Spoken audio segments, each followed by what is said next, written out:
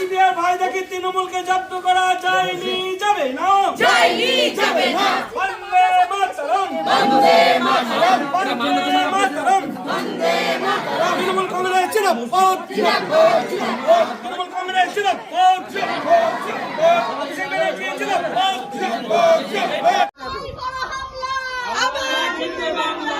কতই করো হামলা, আবার জিতবে বাংলা।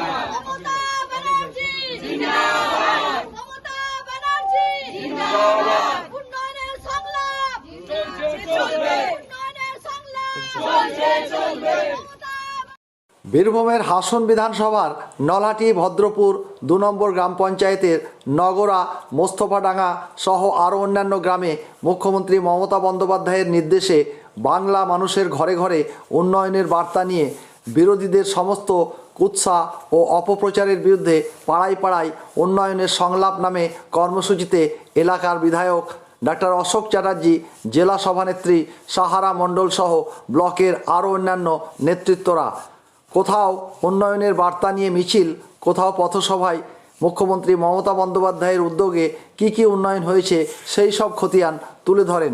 এছাড়াও উন্নয়নের প্রচারের ফাঁকে বানসোর গ্রামে রোগী দেখলেন বিধায়ক ডাক্তার অশোক চ্যাটার্জি।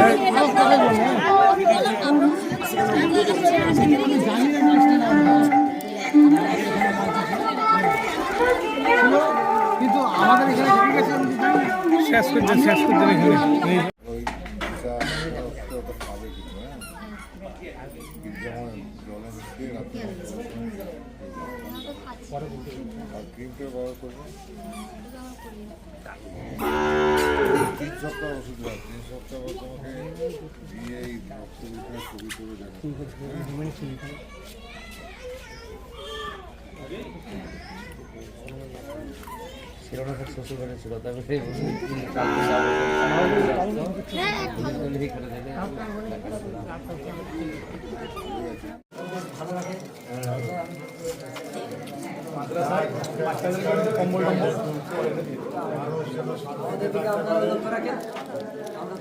আর উপরওয়ালা যেন সবাইকে সুমতি দেয়, চারিদিকে যা চলছে সবাই যেন শান্তিতে শুনতে থাকে।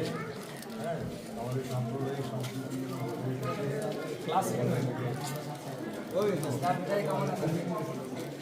দেওয়া হবে। এবং কিছু কিছু সিপিএম কংগ্রেসের নেতা তারা বলেছিল যে এসব ভাওতাবাজি মিথ্যা কথা, লক্ষ্মীর ভান্ডার নামে কোনো প্রকল্প মমতা ব্যানার্জি সরকার যেটা বলেছিল সেটা মিথ্যা কথা। মমতা ব্যানার্জি সরকার বলেছিল লক্ষ্মীর ভান্ডার দেব 2021 সালের নির্বাচনের আগে এবং সেই নির্বাচনের অনুযায়ী সেই প্রতিশ্রুতি